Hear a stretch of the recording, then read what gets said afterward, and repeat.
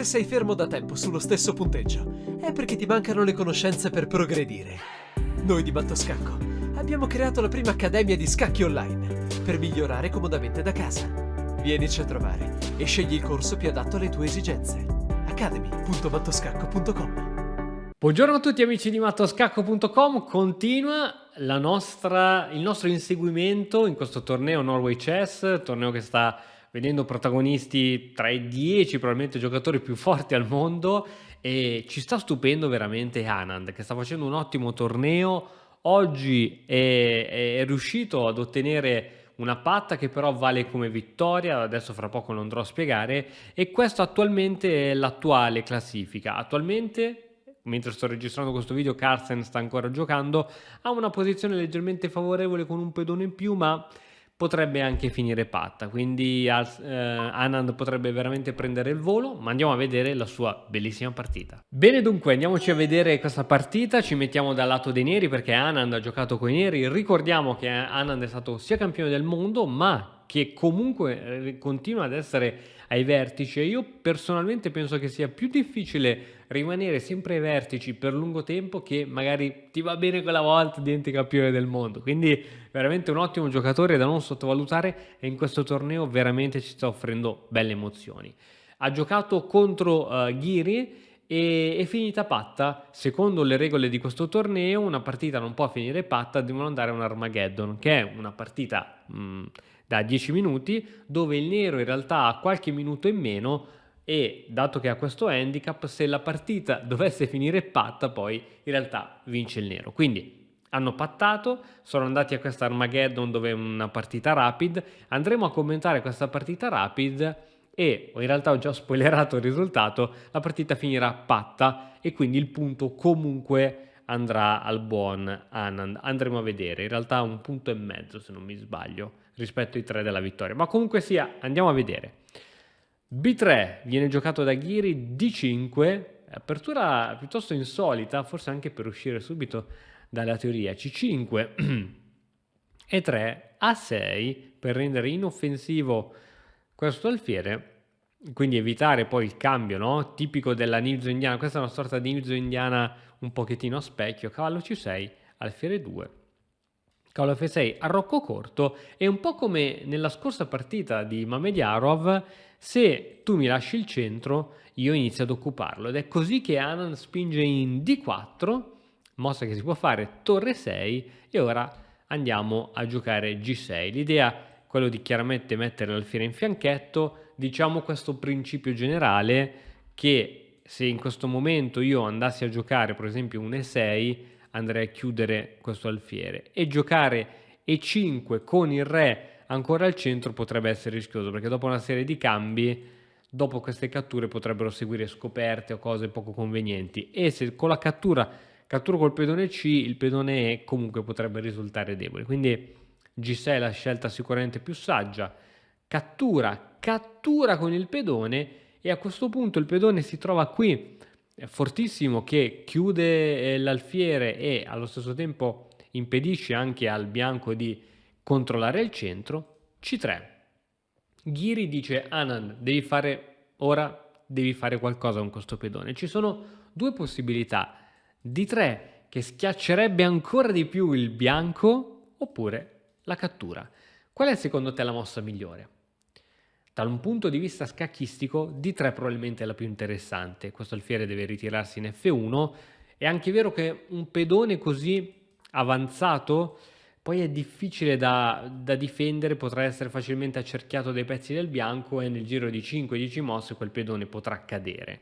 Però bisogna vedere se il nero riesce a difenderlo bene, perché se il nero riesce a tenere il pedone lì diventa veramente una spina nel fianco. Ma non è nell'obiettivo di Anand, che sta giocando comunque una partita rapid, sta giocando una partita dove gli va benissimo una patta, e quindi gioca D per C3 con l'idea di cambiare le donne. Chiaramente ora si può catturare di alfiere, di cavallo e di pedone, ma l'unica cattura corretta è quella di pedone, perché grazie alla cattura di pedone si uniscono i pedoni, perché attualmente abbiamo 1, 2 di un altro colore, 3 di un altro colore ancora, abbiamo 3 isole di pedoni grazie alla cattura queste isole si uniscono. Bisogna sempre cercare di fare questo, ma questo permette chiaramente al nero di cambiare le donne, e tu sai benissimo che cambiando le donne le possibilità di patta schizzano alle stelle. Alfiere G7, C4, ora questa è una buona struttura molto solida, pedonale, arco corto, cavallo in BD2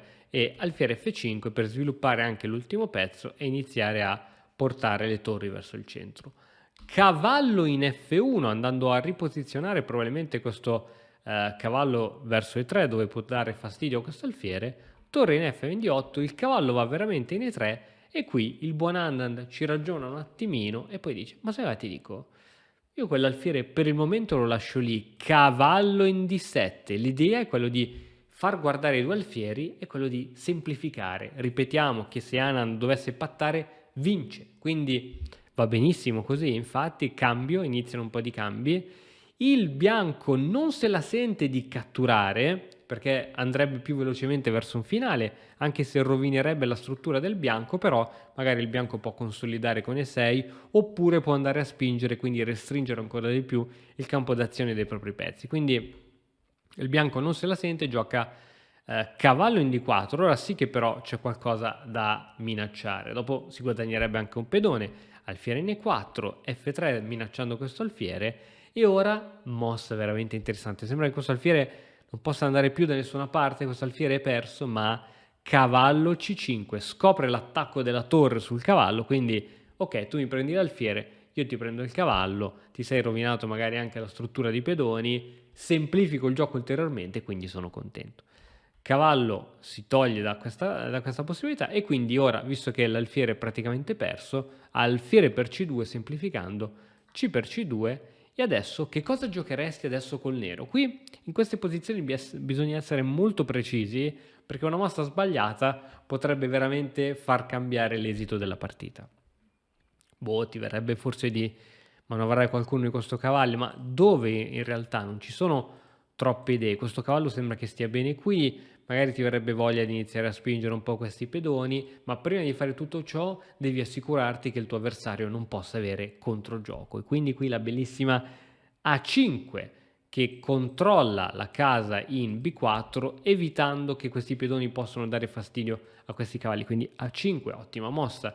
Re in F2, cambio di torri, cavallo B4 chiedendo un cambio di cavalli che arriva. Adesso c'è anche l'attacco su questo pedone che diventa un punto debole. Questa torre, attenzione, quando abbiamo una torre che attacca e una che difende, spesso la torre che attacca è più attiva, no? Perché io posso continuare ad attaccare il punto, però magari posso muovermi poi su altre traverse, altre colonne più facilmente.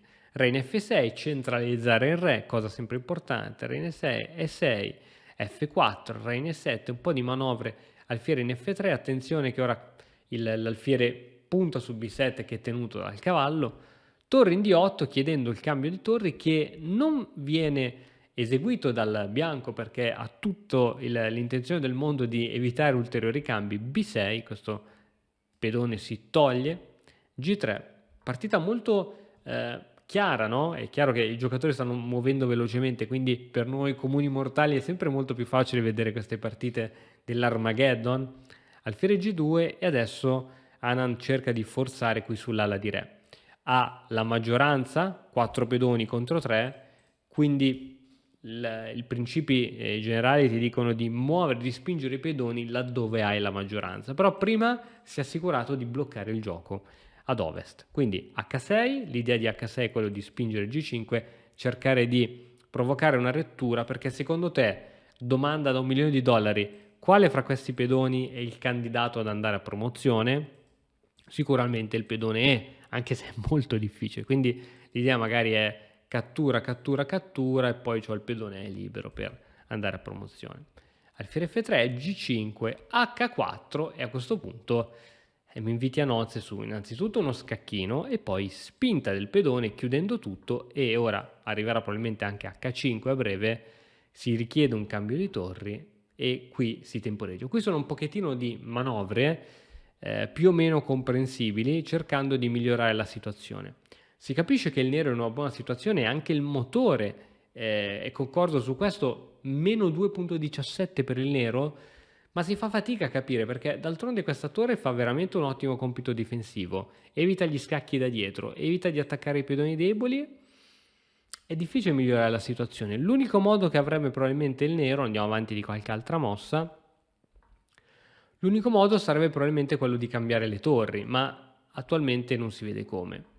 Immaginando di cambiare le torri, se le torri dovessero sparire dalla scacchiera, forse questo cavallo potrebbe risultare più attivo di questo alfiere, che essendo un alfiere campochiaro avrebbe come unici obiettivi probabilmente questi pedoni qui, ma se questi pedoni sono coperti dal re non ci sono problemi, questi pedoni sono su case scure, quindi sono inattaccabili, quindi sarebbe veramente molto più forte questo cavallo. Il problema è capire come cambiare queste torri. Quindi la partita procede con un altro paio di mosse e poi arriva la ripetizione di mosse. Quindi la partita finisce con parità, ma essendo questa una regola speciale dell'Armageddon, il nero, quindi Anand, si aggiudica un altro bel punticino che gli permette di andare veramente in una buonissima posizione. Bisogna vedere che cosa farà Carsten all'interno di questo turno e chi lo sa, magari avremo poi un pari merito al primo posto, ma c'è ancora qualche partita da giocare prima della fine del torneo. Bene, spero che anche la partita di oggi ti sia piaciuta.